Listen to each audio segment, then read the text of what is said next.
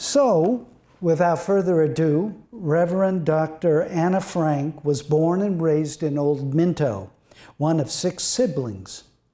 At the age of 15, she left the village for Fairbanks with Richard Frank, and they enjoyed marriage until his death 57 years later. After raising their 4 children, in 1975, she helped create the first health education department for the Tanana Chiefs Conference. TCC recognized her empathy and listening skills and trained her in counseling. And those skills, no doubt, helped guide her ministry in the Episcopal Church. She grew up in the faith and was asked to consider becoming a deacon and then later be ordained as a priest, becoming the first Native woman Episcopal priest in Alaska. Her service in the region and to all people was recognized in 2019 when she received an honorary doctorate from UAF. Please join me in welcoming Reverend Dr. Anna Frank.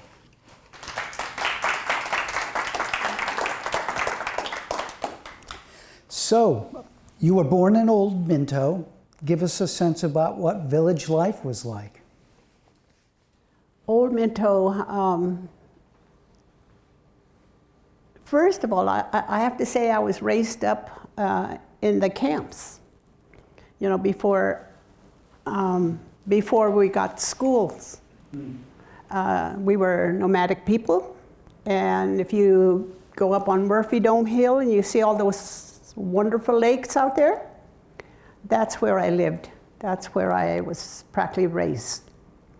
And we went out in March and never came back until end of May.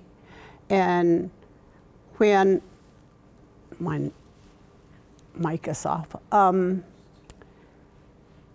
when they came to the village to ask the people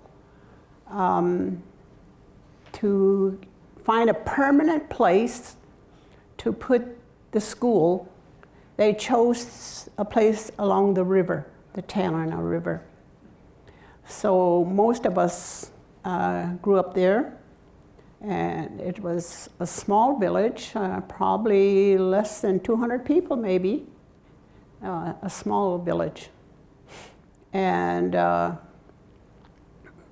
growing up in Minto, you were not just your parents' child, you were everybody's child, and they scold you and taught you, and whatever a child learns came from the adults, especially our elders.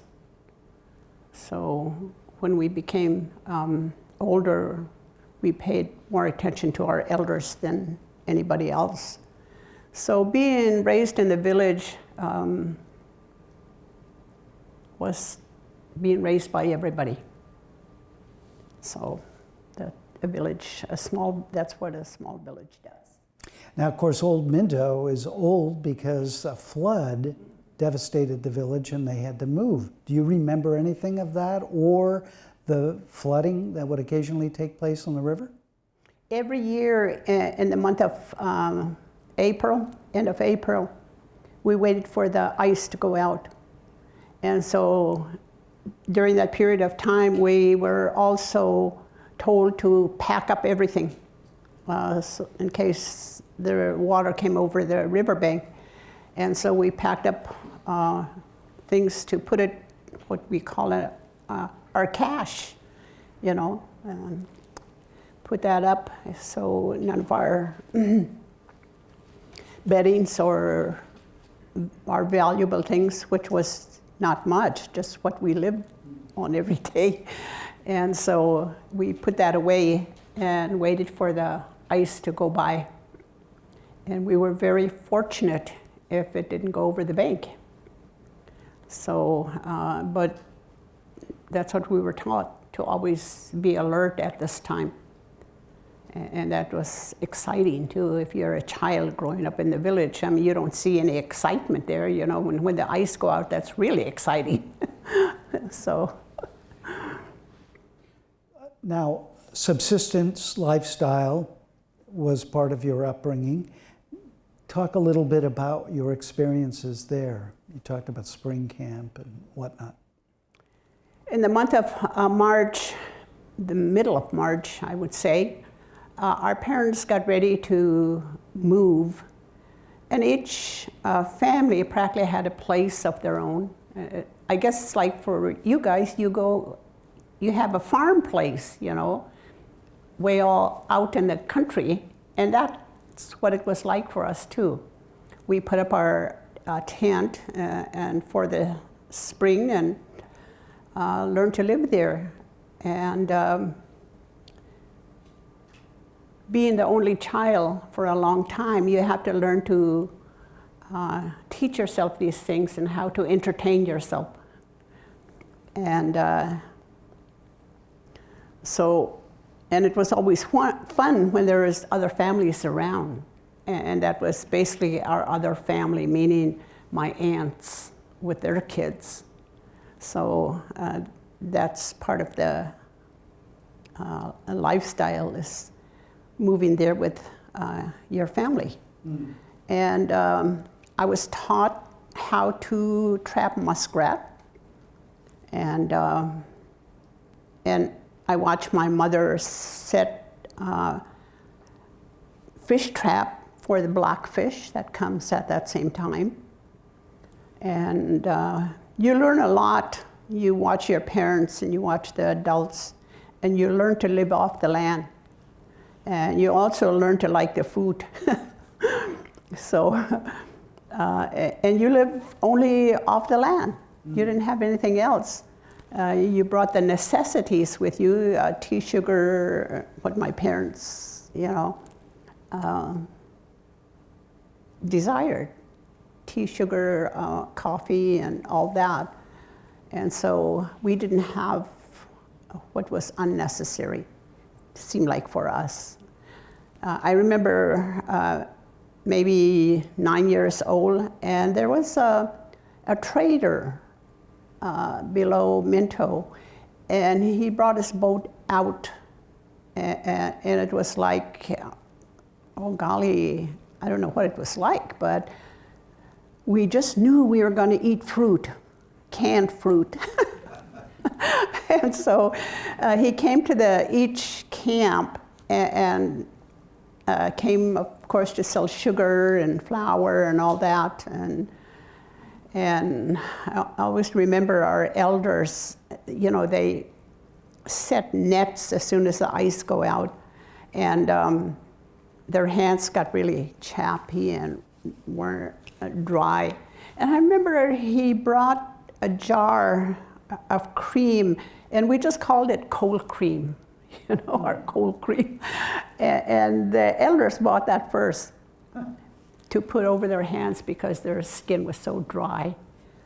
And so us kids were happy for a can of fruit, and that was our dessert and sweet for the whole year long, practically, half a year. And so, but we learned to live off the land at a very young age. And so my mom taught me how to trap the muskrat, how to put the net, the fish trap in. And then when the ice went out, we took a dip net down to the creek and put the net in, and you just stand there and wait till the fish, I guess it's like copper, I don't know what copper do, but every time they talk about taking the net down there, that's what we did, you know. And the whitefish came out when the ice left. You know, whitefish and pike, stuff like that. And that's what we preserved. We made dried fish out of them. And we lived off that for probably a month. So, and we learned to dry our food so they don't spoil and stuff like that. So there's so many things to talk about, but you know, you don't have enough time in your life to tell everything. And so that's what I learned growing up in the village. I mean, in in the camps. And at the end of May, we all got ready. By that time, I remember my dad bought an inboard, is that what you call them? Inboard motor. And he went to Tanana or somewhere and came back with an inboard motorboat, motor and boat. So we put all our stuff in there and moved back down to the village and that. So that was exciting. I mean, an inboard motor, you could run by the beach and get to Minto faster probably. It went so slow. But that was exciting for us because we didn't have that, you know. We paddled in our canoes and we learned to paddle at a very young age. Were you on the Tanana? No, out in the lakes. If you went up on Murphy Dome and you look out in the lakes, that's where we lived. Mm-hmm. And I went muskrat hunting with my dad, and while he paddled in the front, I sit in the back. And I remember, and we used to eat wild duck's eggs and seagull eggs.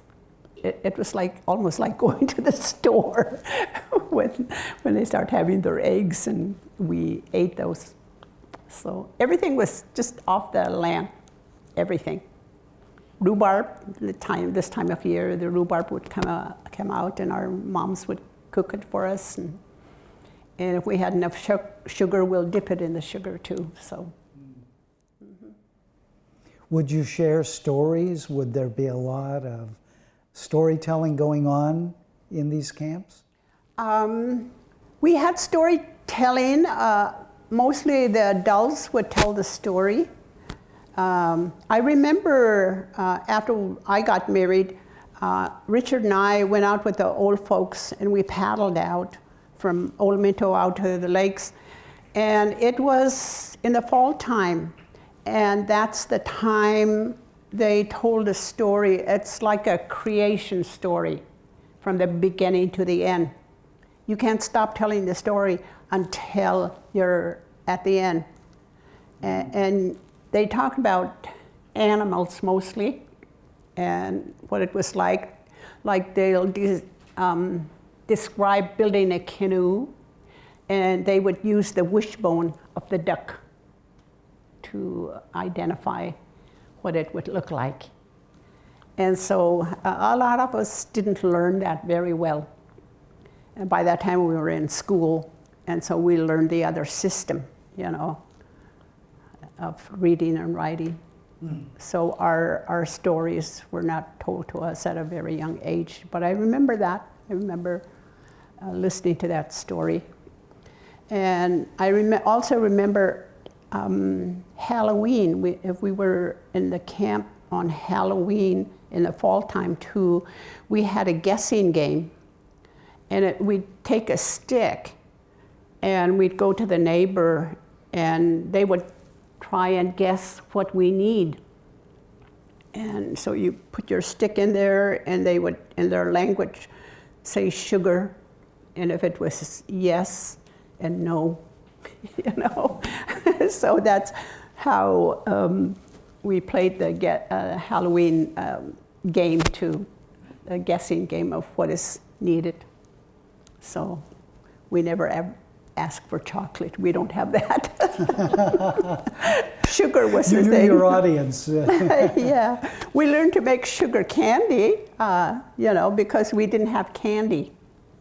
And so we learned to make candy out of the sugar. And so we don't get that very often. So maybe about once or twice a year you would have that. And you just put it over the stove or a campfire or something and let the sugar melt, and then you put the water in and it gets hard. So you had hard candy. So that's what I learned when I was a young girl. Now, I know you've talked about in the past there was also domestic violence in the family, and And how did that form you, and what took place that you feel comfortable talking about? I never knew, I never heard the stories of our families until I had children. And my dad told me a story. He's from Nenana. And he told me about the epidemic that hit Nenana. He was 12 years old. Is that the flu epidemic? Yeah.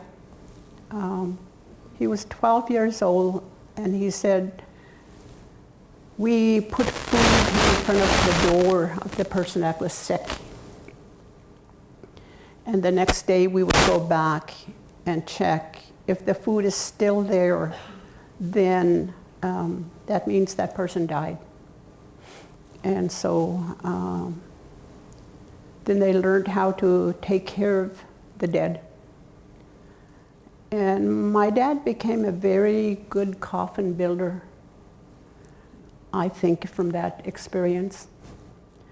A lot of trauma that happened during that time. And my dad was one of them. And he was a very angry person, very angry. But he wasn't angry to us kids, seemed like, but he was very angry to my mom. So I'm thankful that, I was thinking about this, I'm thankful that we didn't have a big family, because I was the only child for a long time. My mother had 13 kids and only 5 of us lived. And the rest died when they were babies. And her last babies were twins. And thank God we had a hospital. We all went to Tanana to have our babies there. And the baby, little baby girl, she was my baby. And when I came back from school, I paid attention to her. And she got sick. And we sent her to Fairbanks. But she didn't make it. Her illness was too far, and she died from pneumonia. So I remember I was about 12 years old, maybe. And I remember the teacher coming to me and told me, you have to go home and tell your mom and dad about your little baby sister, that she died. And I never thought of it then, you know, we just take what comes with life. And after I went through trauma session and all what I learned, then I thought about it, and I thought, oh my God, what did I go through then? You know, having to go home and tell my mom and dad of their baby, a child. We don't do that to our kids. But things like that happen in the village. And so those are some of the issues we never dealt with until we got older. So, Sure. And so I dealt with it years and years later. So, but, and from my own experience, I was angry a lot, you know. I wasn't angry with the world or anybody in particular. I was just angry when I wanted to be, I guess. I don't know how to explain that. So, but yeah, we went through a lot as children, and not just with our own parents, but others that live in the village, and we got that from the teachers too. So, you know, hearing you talk, two things, of course, your future career as a counselor and then a minister. You must draw from these experiences later in life when you go to talk with others, would I be right? I remember My mom, she always taught me, she always say, don't get mad, don't be mean. She taught me not to be mean to others. And I remembered that for all the time I was growing up. And so I try not to do that. I try not to be honorary with people. And not only that, she was very gentle with me. And then I was also raised by her aunt, my grandmother's sister. And she had disability. She had something wrong with her, didn't grow right. And she was a tiny thing. And she was also so gentle with me, so gentle that I could go to her and I would sit by her and watch her do beadwork for a whole hour and just watch her. And she never got upset or angry with me. She never said no in a mean way, but very gentle, in a very gentle way. And so I grew up with women in my life like that. And as you grow up in a native village, your aunts become your teacher. And for the young men, your uncle will teach the boys. So my aunts were very powerful teachers when they wanted to teach me things. So I learned, I had very gentle and very willing aunts to help me to be where I am today. So. Well, I believe you were 15 years old when you married Richard. So do you remember when you first met him? Richard and I grew up in the same village. And in the 50s, in 1955,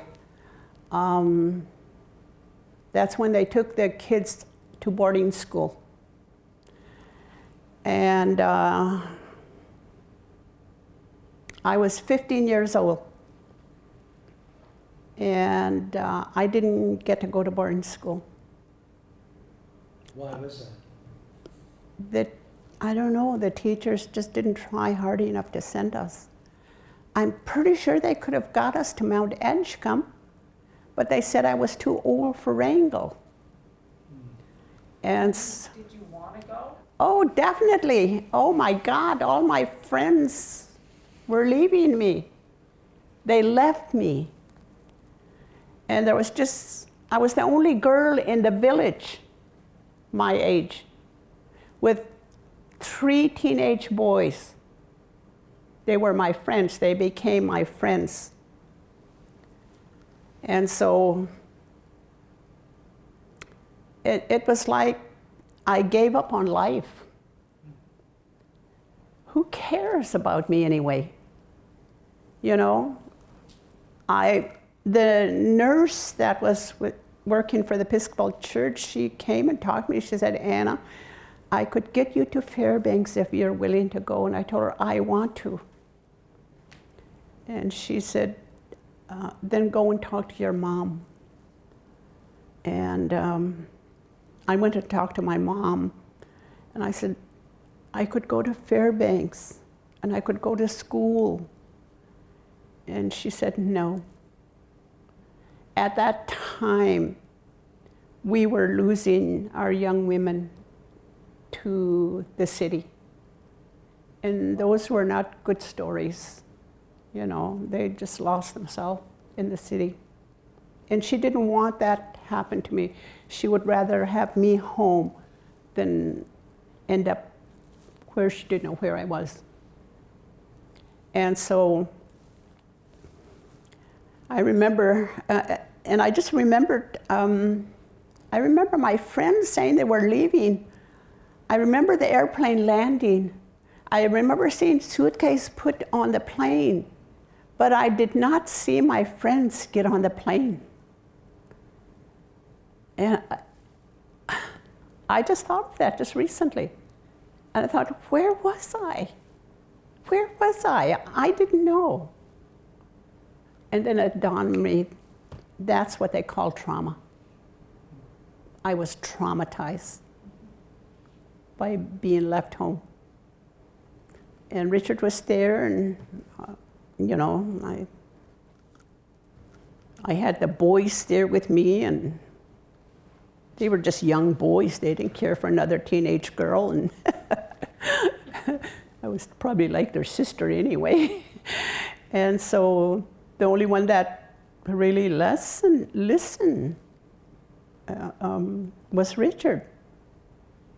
And he said, if you want to go to Fairbanks, I'll bring you to Fairbanks. And so I didn't ask my parents, I just got on. I don't know. Don't ask me how I did it. I don't know. I just got on the plane and went to Fairbanks. And Richard asked, he said, you want to get married? And what is there left? You know, what is there to do for a teenager? And that wasn't a way out. That was a way out for me. And I said yes. I didn't know anything about marriage. I didn't know nothing about anything. Only what my aunt taught us in those days. And so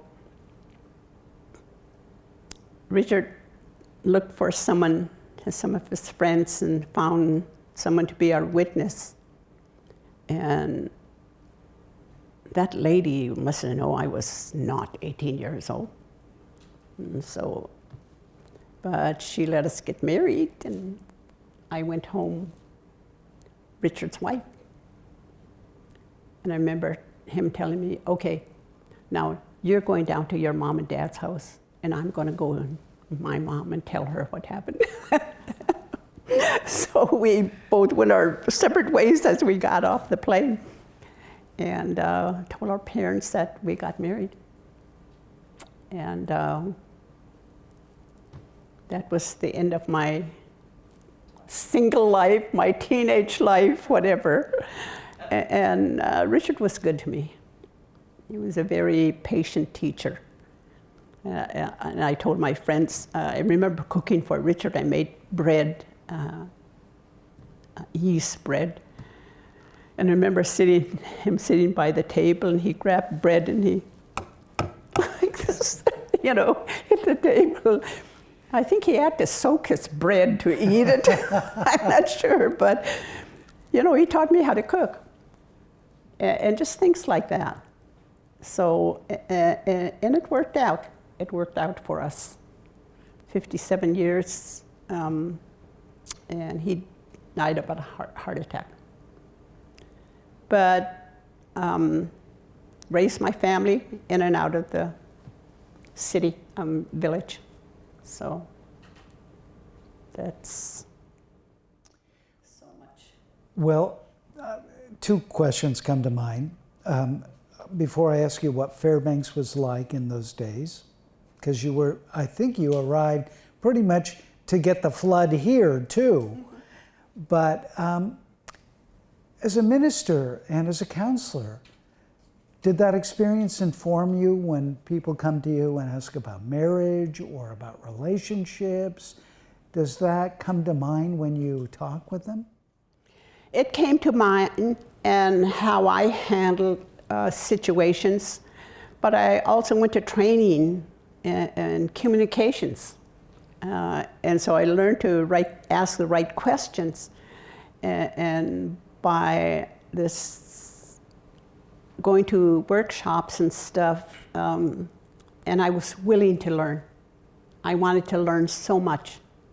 In fact, after I had my children, we moved to Anchorage, and I went to the BIA, and I said, I want to go back to school. And I was thinking of nursing. I loved nursing, working with people. And I said, is there a possibility of you helping me get it into school?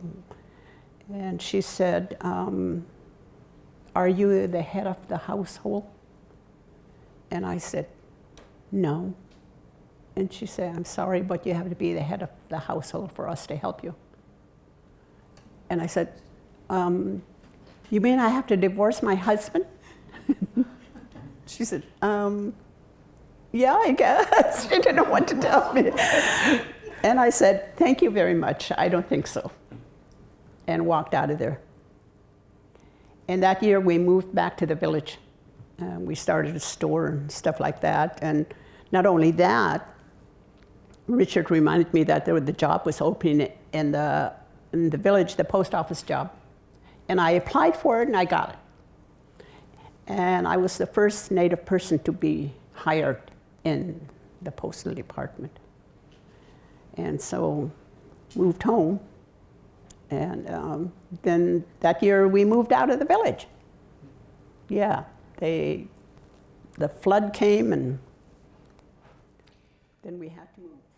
Well, now, talking about Richard for a moment, so he served in World War II, right? And He was in the service at that time, and he said he never knew for a long time why he wasn't sent over to Korea. And here they had men on standbys, I guess, waiting to be sent over there. And that never happened. So he didn't go over there fighting. But after it was over, he went over there. He went over there, and he always talked about that. So this is the Korean War that he went, okay. But he was a strong voice for land claims and movement. What are some of the memories that you share from those times?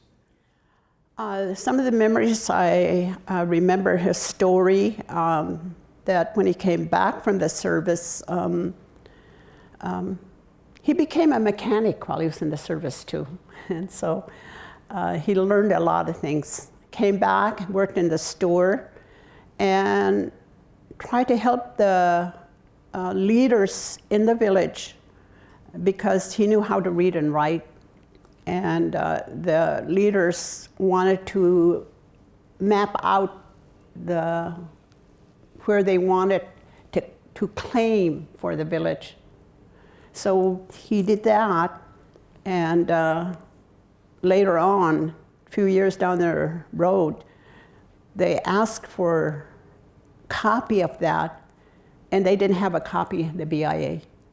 So they had to do another one with in the 50s, another like land claims. And that didn't happen either. And so when the native land claims came about, we were already dealing with the outside world. We heard the Murphy Dome Road was going to open up to the people in the city because out there was good duck hunting. If you want to go duck hunting, that's where you go. And they were going to open the road from Murphy Dome down to the slough. And Richard heard about that, came to Fairbanks, and stopped it. Stopped the road. And another time, he stopped. Another thing was, he worked on the boat every summer for years and years. And one day somebody that lived here saw something in the newspaper stating that they were going to sell the land in our area, the state. And so they drove to Tanana, tried to find Richard. They knew he was in town, but their boat left that morning. And their son-in-law was working on the dock, and he told them, if you could get a plane to charter you down to Minto, I think you could get Richard then. And Richard was the chief then. And so they went down there, got a letter written all up, and caught him there, and he signed the letter stopping the state from selling the land our village is sitting on now. So Who were they gonna sell it who knows? I don't know. And so every little thing that they could grab, they took. And even while we were living out there, they call it grandfather rights now. You know, they put up their cabin and stuff like that. And so he's been working with that for years and years. So when the land claims came about, he knew what he was having to deal with. And so I think probably one of the main leaders in the bunch that fought for the land claims. So, So much has changed now. Of course, UAF acknowledges the land, the Tratyada, and the Na claims and history here. So a lot has changed in your time. yeah, we tried to get the city to recognize that, but I couldn't do it. The city fathers, we asked them we put in a resolution for that, to recognize the land claims that we could work together. I mean, recognize the native where we used to live. Our grandmothers came on this hill to pick roots, what they put away for the winter. And that's all we asked for, is just recognition of that, you know. But it didn't go further. So anyway, we have still a lot of issues, but we're trying to work them out. Well, we'll get to some of those, but first, what was Fairbanks like when you got here? Fairbanks to me was a big city. Richard had to leave Minto to go to work, now that he had a wife. In the wintertime, he used to go home and trap in the wintertime. But by then we were starting our family, and so he had to find jobs up here. And so living here was different. I thought it was pretty cool. I mean, all we had to do was turn the lights on and all that, the easy stuff, you know. We didn't have to cut wood, the oil was delivered, and stuff like that. It was quite different. But we got used to it and lived like that and raised our family. He would go back to the boats in the summertime, and I would go back to the village and raise my kids there with the help of my family. So to me, living in the city was easy, but it was hard getting to know people because there was always that divide. Mm-hmm. So we had to work our way through. So we were never welcome, practically. So, oh yeah, you hear the stories that you would hear stories like no dogs allowed, no natives allowed, that type of thing. And that's what we had to deal with. So, but we made it. Well, you have 4 kids, and you must have memories of raising them, going back and forth. Definitely memories of having my children. And one good thing about that was, like I say, the village helped us raise our family. My family helped raise my children with me. So it was okay to go to grandma's every day. If it was to say, "You're here again." But it was free. You know, they didn't have as many things to do. The most exciting thing you do in the summertime is to play baseball, you know, that type of thing. But we always had something to do for the young people to keep them entertained. And what we teach our children is how you grow up healthy. Meaning for the young men, the uncle would teach the men how to hunt, how to cut wood, how to live daily. And you had rules and regulations with that, our way of doing things. A young hunter, when he came back off the trap line, would never drop his clothes on the couch or we didn't even have couch, on the chair or on the floor. You put your hunting gear away because that's what protects you. He'll have a nail up by front of the door. He'll hang his gun in his pack. You don't bring that in the house. You leave it out there. And so we taught our young men how to grow up to be strong young men. And for the women also.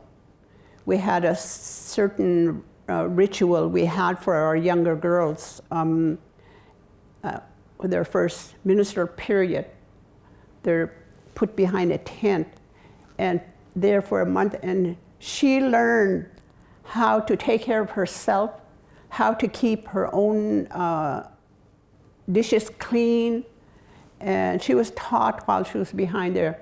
The women and the elders would teach her, elder women would teach her how to, and they give her sewing. She'll learn how to sew.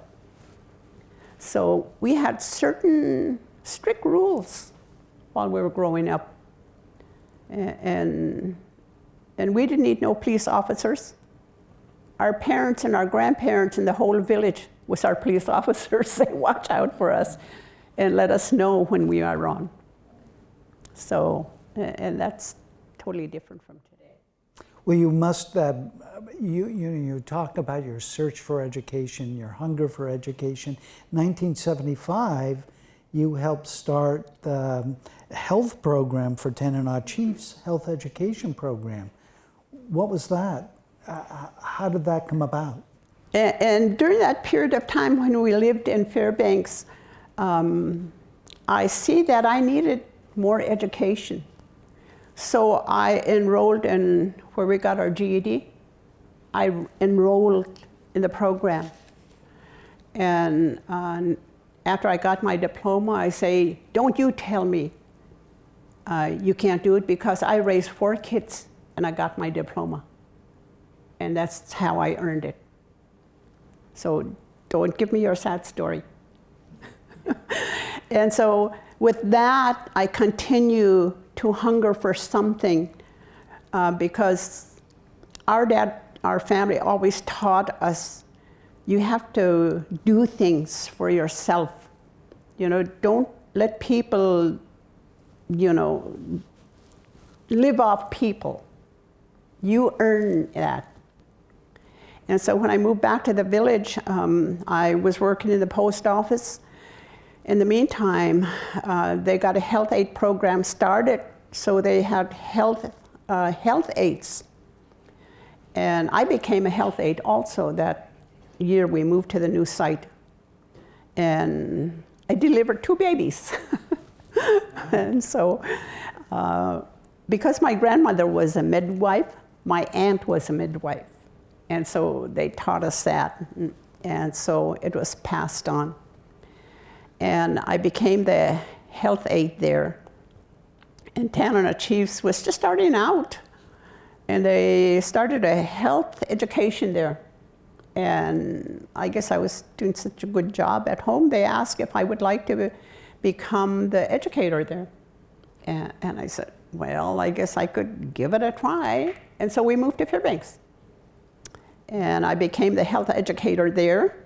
And then they also started a behavioral health program within Tanana Chiefs. And they just hired on a psychologist. And she see what I was doing, and she asked me if I would like to become a counselor. Wow. To travel out to the village. And I said, I'll give it a try. And I became a counselor to travel out to the villages. Native people were already working as counselors, but they were working in the city. And so because they had the sobering program there here in Fairbanks, so they got hired there. And so I travel out to the villages, and you know, how can you teach people what they never heard of? And so the first thing I thought is, I'm going to teach the young mothers how to communicate with their kids, because that's what I had to learn. And so I went to the villages, and I also taught, you know, how to talk to young girls about having babies early and stuff like that. I thought, how do you talk to people? They never even heard of these things. And so I remember putting up a sign, say, if you want to learn about this, this, and this, please come to the school tonight. I'll be giving a presentation. And guess who showed up? All the grandmas, you know. And I was thinking, no young girls. I can't talk about birth control and stuff like that. But the next day, a young girl came to me, and she said, my mom came home from your presentation last night, and I'm pregnant and I don't know what to do. So, and we talked about that. And just let her know that there is programs. If she needs help, there are programs, and I'm available. And another time, I took off from Fairbanks out to the village, and first time counseling, and I was handed a note, and the note said, I just got out of jail, and I'm thinking of suicide. And I said, wrote back, and I said, I'll be at the clinic at 3 o'clock. Please come and see me. Let's talk. And I'm happy to say that young man is still living. Still, he became the chief of that village, and it's just by showing compassion for people, you know. Instead of saying, don't do this, don't do that, we talk about, okay, tell me about all this, what you're talking about, and how you're going to go about it, and what do we do about it? You and I, what will you do about it? What can we do about it? And so, in some ways, I became their friend also. And nowadays, you can't do that. And another thing that was hard for me was when I had to deal with sexual abuse. And because the state had nothing, Tanana Chiefs didn't have anything for sexual abuse. The state did not have anything for sexual abuse. And so I got word that this mother wanted to talk to me. And we couldn't do anything. One thing came of that, she kicked her boyfriend out, number one.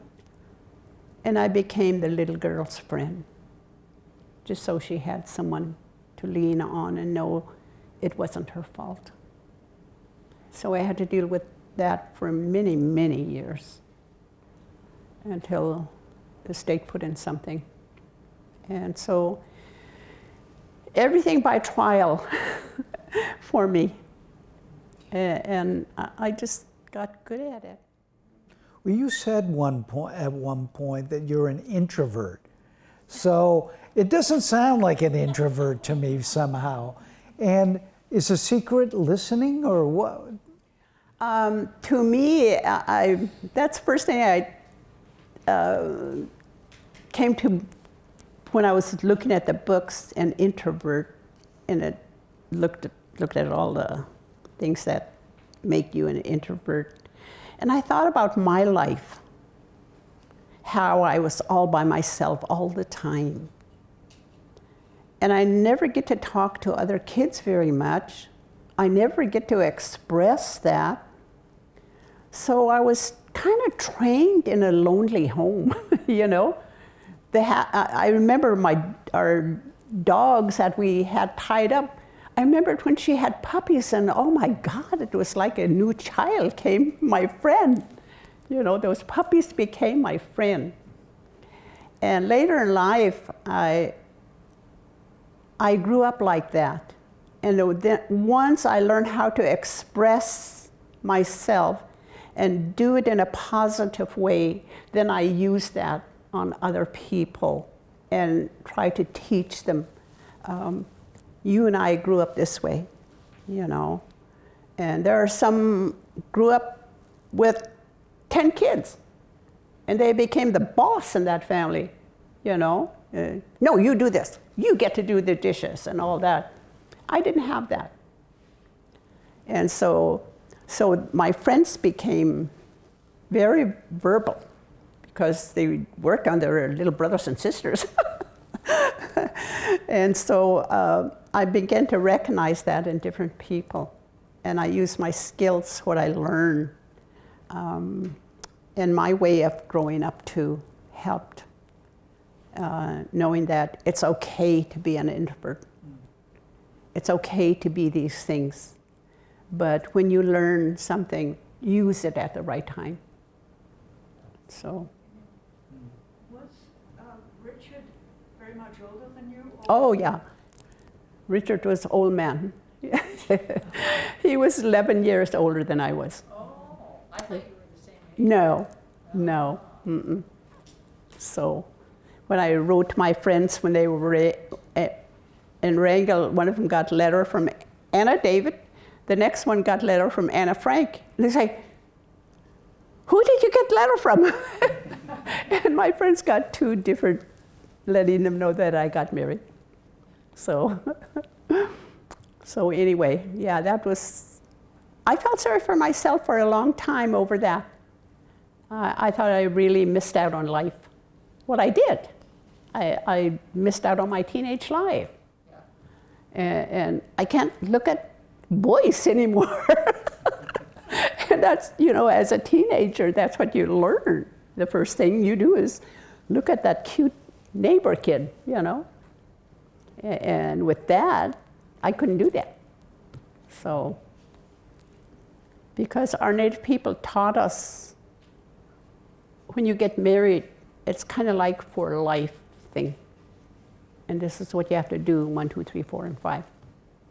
And so we work on those issues. And they were great help to us. My aunt was my greatest, like I say, our aunts become our teachers. And I remember her telling me, you have to figure some of these things out too. And she would say, Anna, don't go down to that house, you know, down there where that old man stay. He likes little girls, so don't go in that house. Then I knew there was something wrong. That's not very nice. And so we know who the abusers were because our aunts would tell us. So they were good. My aunts were good. Well, you seem like such a natural, outgoing and compassionate person. How did your faith life figure into this? And was it Bishop Gordon who approached you about becoming a deacon? Mm-hmm. We grew up in the church. We grew up way back in the day, I don't know what year, all the leadership gathered up in Juneau, and each one picked where they're going to go.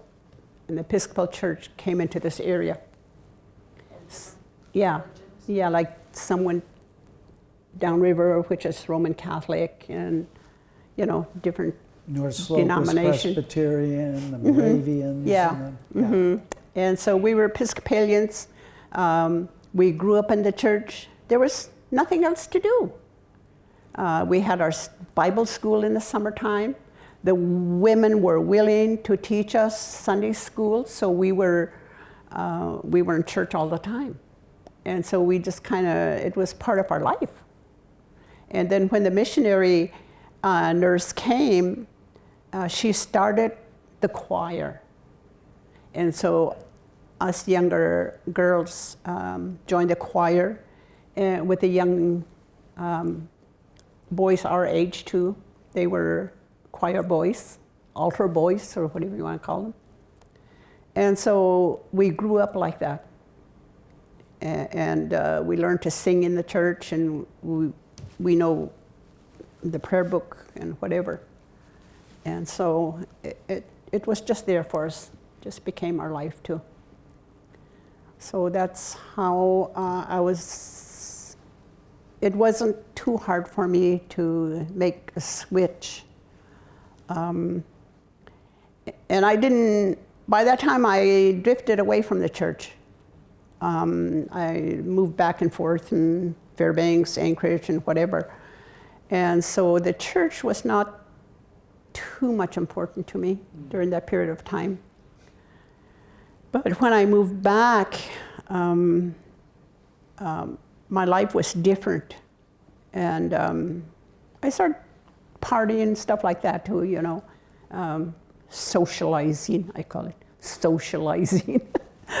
But it kind of got out of hand later. And I just didn't like, I never did like alcohol. I never did. My dad, I remember my dad, when I was younger, he would say, "Anna, I got my bottle down there in the shelf. You don't touch it, or nobody touches it. Nobody."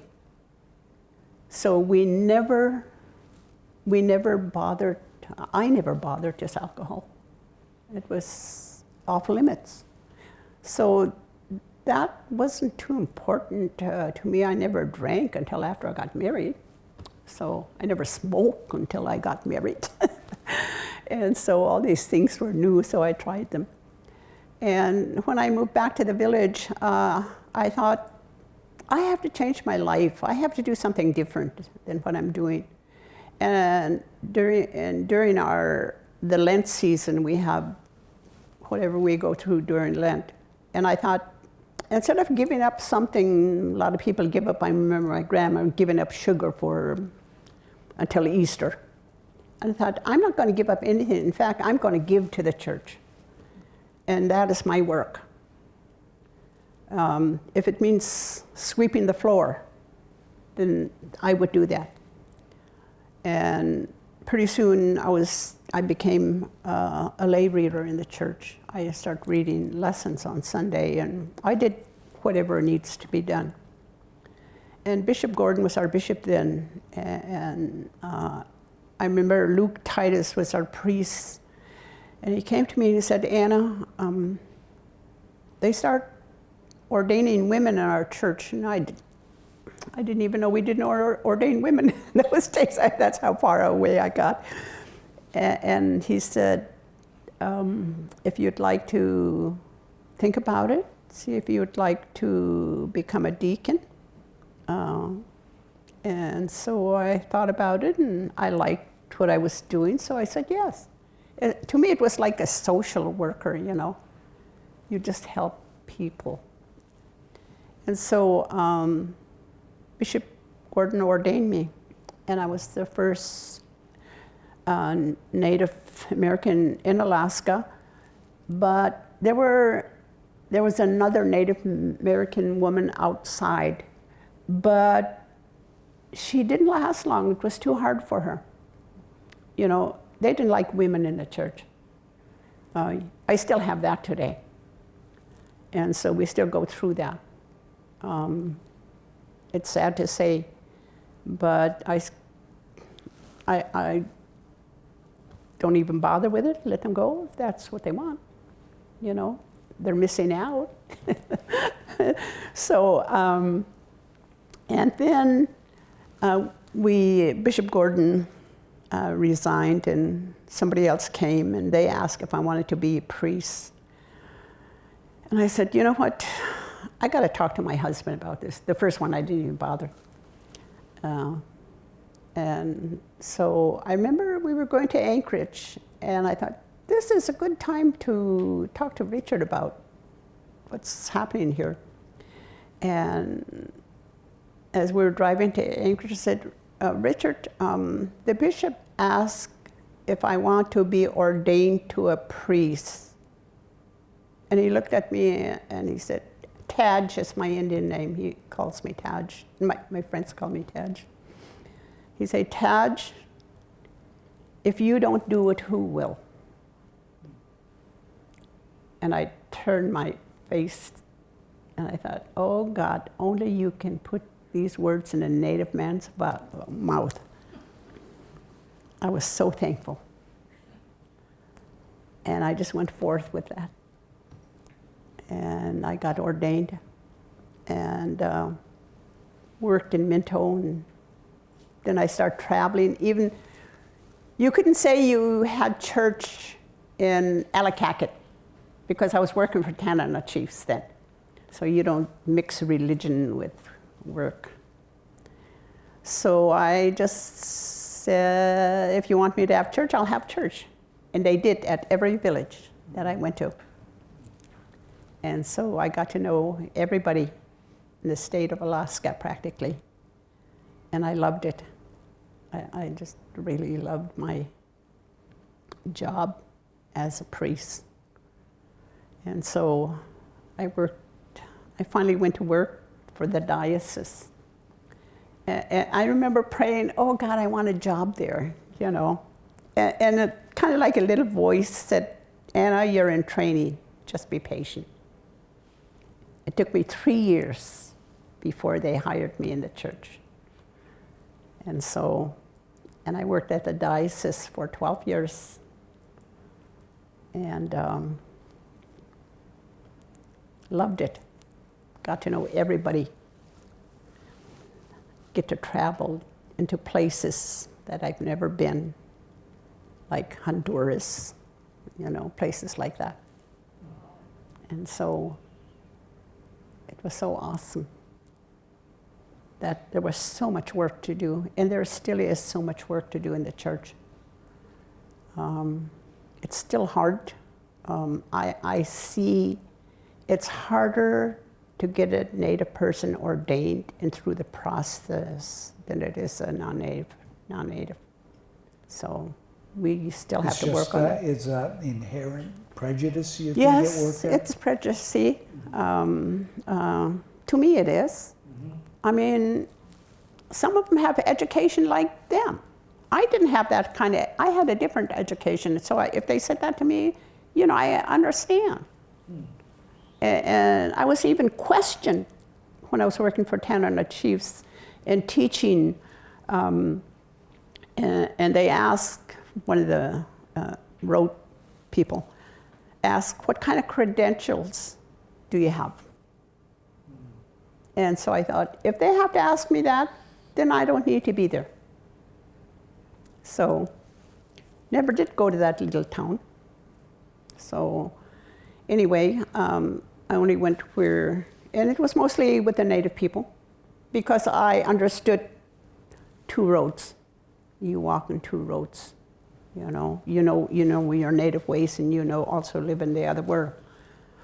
And so it worked for me. So yeah, I worked. You know, hearing you talk, it sounds like, you know, cultural disruption has been such a terrible part of the history in Alaska and elsewhere too. But your native ways of knowing has deep roots going back thousands of years, and your faith has roots going back thousands of years. And I think about our culture today is so immediate. So, you know, people are on phones or on tablets or, you know, there is, I think we all experience, but not to the degree an Alaska Native might, but all cultural disruption. How do you see the future, Anna? And what do you tell people in the villages or who come to you for counseling? I always go back to my ancestors. Because they were here before we were. And how far did they get without their English, without understanding all these things? And yet, we are this far in our walk. And so I go back to my roots and bring some issues out. If they criticize, like they would criticize our shamans, that's a good one. Criticize our shamans and say, that's no good, that's of the devil. And then I thought about that, and I thought, well, you have to be raised in that culture to know what you're talking about. And I was raised like that. And so I said, we're just like the evangelists. How many evangelists did you kick off TV? And yes, we probably had some bad people who practice our indigenous ministry. And I said, they had the same spirit because I saw it. I said, you go to Pentecostal church. That's what our medicine man did. They're laying all over the place. And so that's the example I use anyway, because if you go to Pentecostal church, they get slain in the spirit and all that. And that's the same way with our medicine people. The power is so strong, they couldn't stand by themselves. So they invite young men to come to the house so they could help hold that person so they don't get hurt or hurt anybody. So it's a different kind of, it's what we needed at that time. We didn't have doctors. And so we needed that. And now that we have doctors and nurses and everything, it's not as strong as it used to be. But I'm pretty sure there's still that around. And they practice only when they need to. So in the meantime, most of us just say, oh, we got to go to Chief Andrew Isaac. But anyway, yeah, that to me, we lived in that spirit world before. We have a story of baby Jesus. Baby Jesus was born in a barn. In our native way, the baby was born under a tree. And the tree was all decorated with dentalium beads. You see these beads I have them? That's dentalium beads. That tree was decorated with that. When they talk about baby Jesus being born in our native way. And so you need to know that, or else people don't recognize it and don't know how. So you have to know the culture. And if you don't bother with it. That's what I tell people. Don't bother. If you don't, my aunt told me that. She said, if you don't know anything about it, don't bother with stuff like that. It'll make you sick. It's like trauma. It makes you sick, People wonder why they're always in pain. So anyway, there's so much to teach. And a lot of our elders don't know how to teach that. Because when our kids went away to boarding school, it was just cut off. They came back with new learnings, new way of doing things. And it looked like for our elders that they were not needed anymore because our kids were learning more English and more way of doing different things. So they just kind of backed off. And I say it's our fault that our kids don't know that because it just wasn't taught to them. And now is the time to get back to it. I have a 12-year-old grandson that I'm trying to teach my native way and what is needed for him to be a strong native man. That's my goal, to raise my children to be strong native people and know why. So that's my way of teaching. You know, it strikes me that with climate change, the subsistence lifestyle that you experienced growing up also seems like it may be in peril, but Native peoples have adapted and for centuries. Are you discouraged? What do you see ahead? Sometimes I get discouraged, but again, what did your ancestors taught you? For instance, if our Native men went trapping beaver, let's say, and then you come home and work on your fur and the body and everything, and one of the things I teach how they can look at it is maybe you'll save a piece of beaver meat and bone. So when you go camping, you go out this spring, you cook that beaver meat over your campfire or make soup or whatever way they like it. And you take those bones and you just don't throw it anywhere. You throw it where it came from, into the river. You honor that animal. That's why this world's getting so messed up, because we forgot how to become the gardeners. And that's what our elders taught us. How do you take care of the garden? And we do that with animals. When my son was 11 years old, he caught his first moose. We brought that meat home, we cook it, and fed the whole village. You don't hang up your ribs in your smokehouse and let people look at it. You give it away so that kid will grow up to be a hunter. And you have to teach them how to become a hunter. The same way with the girls. Respect yourself most of all. And then you respect the animal that you hunt. And we're not doing that to young people. So they're just kind of losing it, going in the other world. I'm not saying the other world is bad. It just, not everything works for you. You know, you have to know when to pick and choose. So I'm teaching my 12-year-old. He called me, he goes to Episcopal school. Calls me up and says, "Grandma, can you help me today? What do I need to do?" "You have to teach me how to butcher a caribou head." "Oh yeah, okay. Yeah, when I have to do that? Tomorrow." And I went over there and say, what the heck did I get myself into? I never butchered a caribou in my life. And then I thought, but no, I saw how moose was done.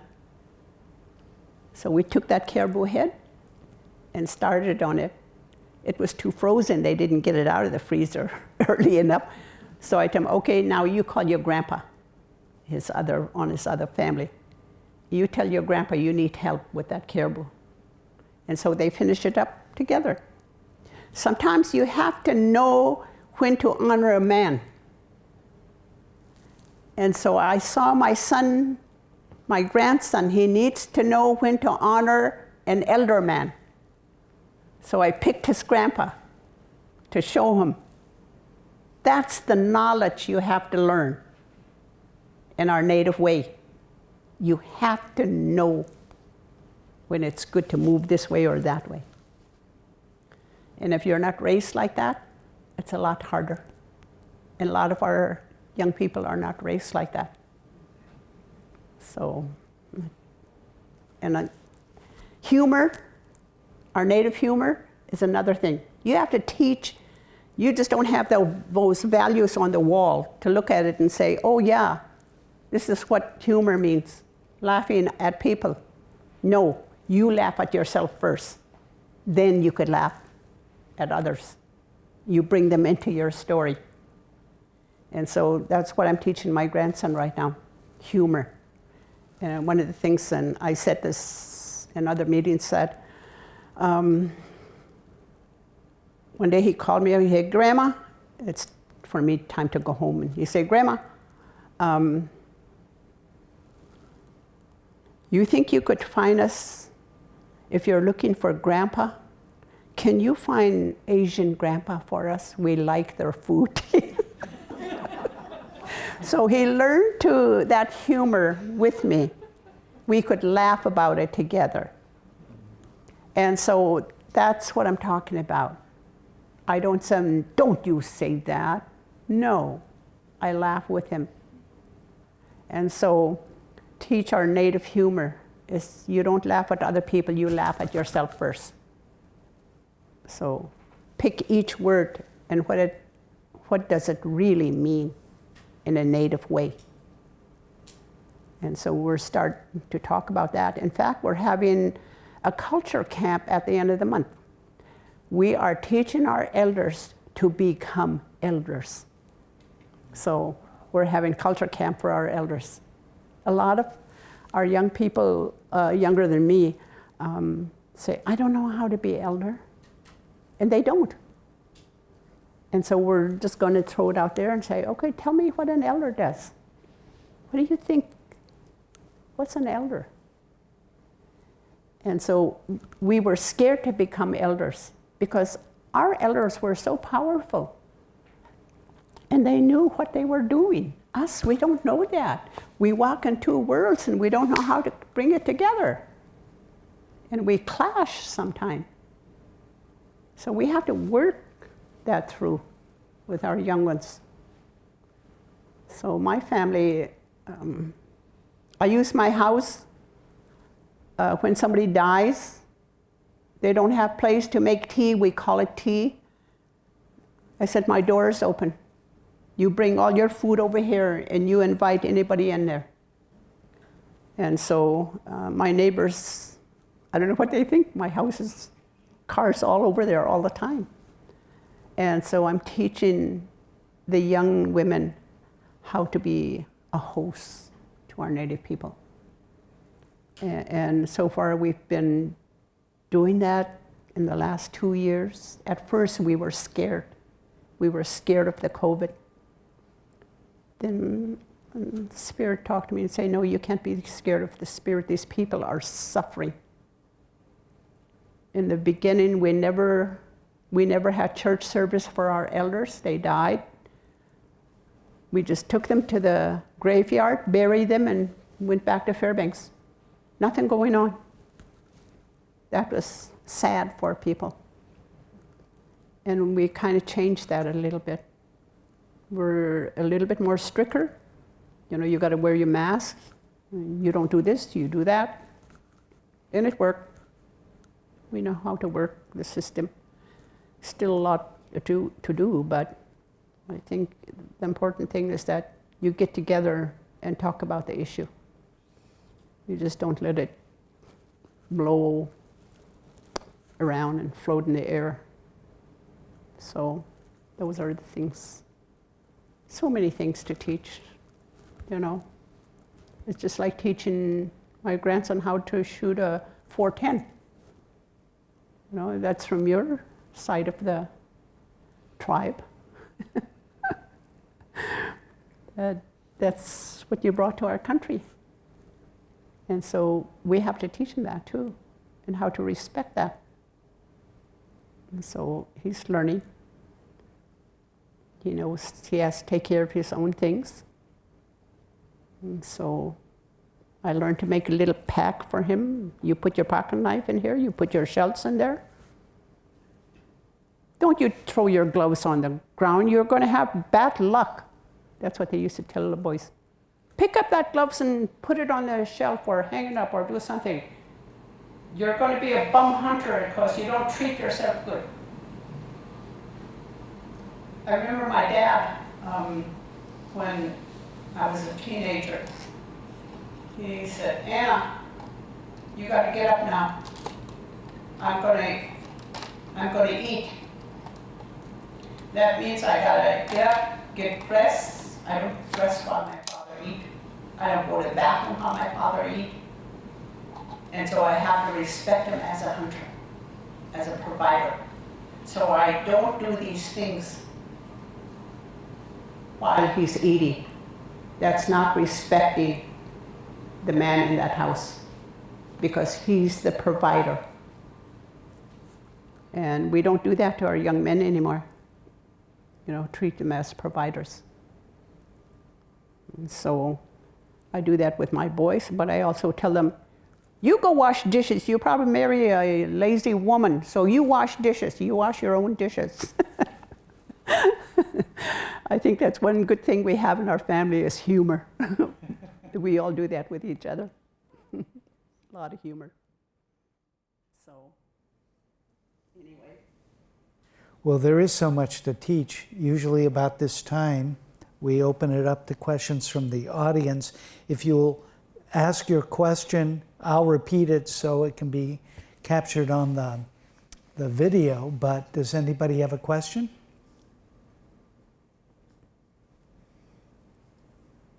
I think you scared him. They're afraid that I might say something. Well, you mentioned dishes. Everybody kind of froze there for a minute. And the one important thing that I've learned, if you don't become a friend, for me, that's one of the biggest things, is to get to know your neighbor. I don't know my neighbors. I'm too busy. I'm traveling all the time. When my son died last fall, the neighbor came over and she brought me bread. She said, Anna, you don't know me, but I know your son. And so I thought that was so cool. He got to know the neighbors and I didn't. Do you live in Fairbanks? Yes. I live over in Bridgewater. And so my son, he talked to anybody, He's the humorous person too, And so I got to know this other neighbor. The neighbors know me. I went to a ball game last night and sat by some guys there. And his friend came a little bit late, and he looked at me and said, are you the lady that got Elvis' picture on her car? Yeah, I like Elvis. So they recognized me with something like that. Everybody knows me. I don't know too many, but I'll tell you have to refresh my memory. But yeah, I find that get to know each other, How will you know my beliefs? And how can I help you one of these days? Because we'll need help one of these days and carry each other through. So that's what I'm doing now. I was the chief of Tanana. I got voted out. So I see a lot of prayers for you, Anna, they say. And I was wondering, what the heck is going on? Made it look like somebody died. And my grandson put it on Facebook. And I say, I'm doing just fine. I don't have to look at my calendar and say, where do I go today? And so, anyway, to me, and I even talked about Robert's Rules of Orders. Robert's Rules of Orders is not in our culture. But this day and age, that's what our young people live by. Because the chiefs were the driving force in the village. And that chief looked after everybody in the village. If he saw a good leader, then they would talk to that man about becoming leadership in that village. And that's how our men were picked. And so it's not like that anymore. And so we have to live by the rules, I guess. I said, that's okay, I don't feel bad about it. I'm relieved. Because all my kids tell me now is, where are you going next? Where are you going on traveling? It's either low 48 or to the village. are you going to be home today? And so I'm happy. I did my job there, and I'm still continuing to do my job. Somebody just texted me today and said, my grandma is in the village. There's nobody there to take care of her. What can we do? Because, and that's another thing. When I was a young girl, I took care of my grandma in the camp. She was paralyzed. She dragged one of the whole side. And I learned to take care of my grandmother. We learn at a very young age. Our grandparents we did not send them away. They lived with us. My mother kept her in the spring, my aunt kept her in the summer, and my other aunt kept her in the winter. She just went through the girls. And so today it's not like that. We're looking for homes for elders now, and that's so sad. And so we went down to where I was the president of the organization, and I said, I want you to read this and make a copy, and you sent this to every board member at Denaknaga. That's their job. It's not mine anymore. It's their job. Let them see if they can do anything about it. Because I know I could take that, and I know where to run, I know where to go. But I'm not going to do that. They think they could do a better job? Well, let's see. Prove it to me. And so I'm not afraid to say it, because they know I'm right. They know I'm right, and I don't speak about things that I don't know about. So we're going to continue on working. Yeah, you think for an introvert? Yes, yes. Well, thank you so much for sharing so much tonight. Yeah. I got a comment or a question. Sure. And when I was listening to you in the beginning, you talked about the creation story. And when you said that, it reminded me of when I grew up in Holy Cross as a kid, Holy Cross Mission Catholics, and I was from the village, and the mission was there with all the mission kids. And those kids from the village were treated pretty much as in a sort of way like pagans. Yes.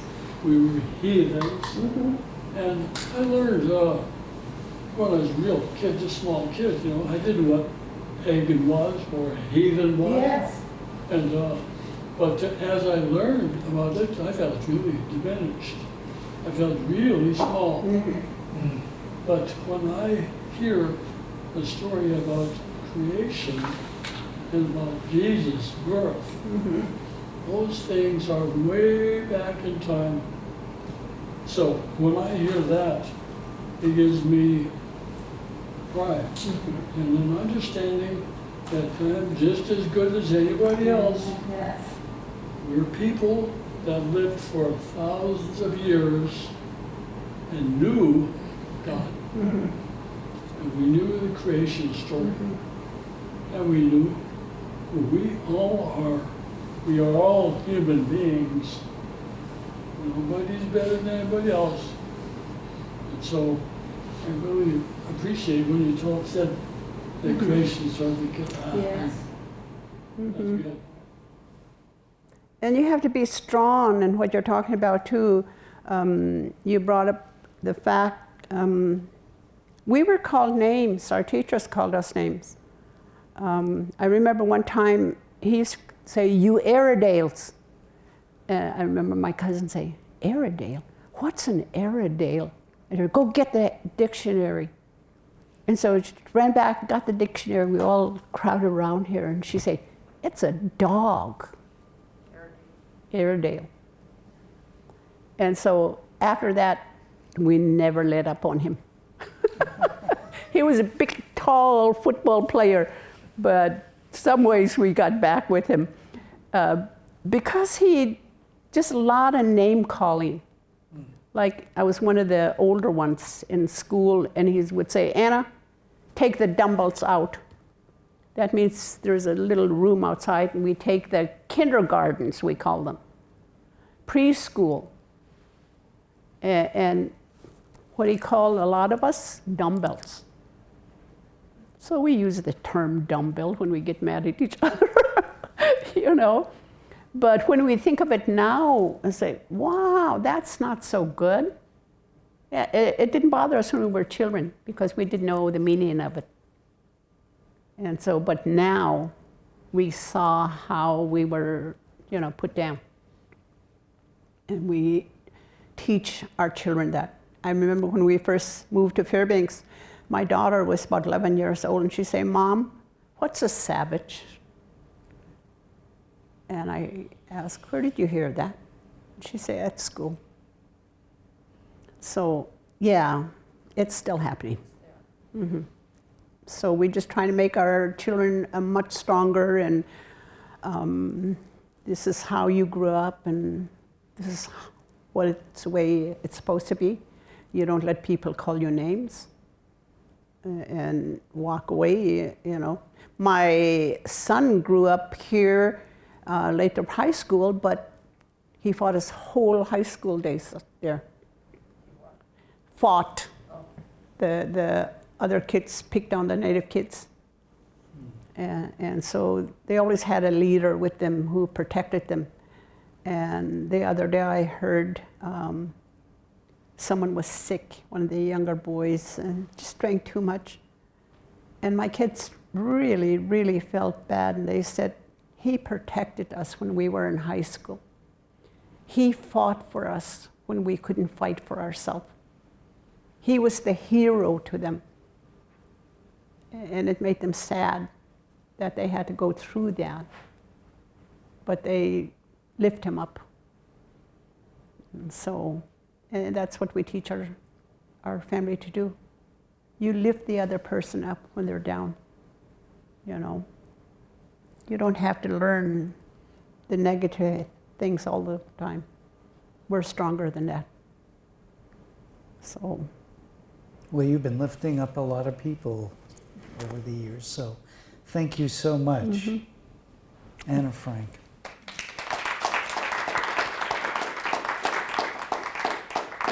It is such a pleasure. Once I get started, you know, it just comes naturally.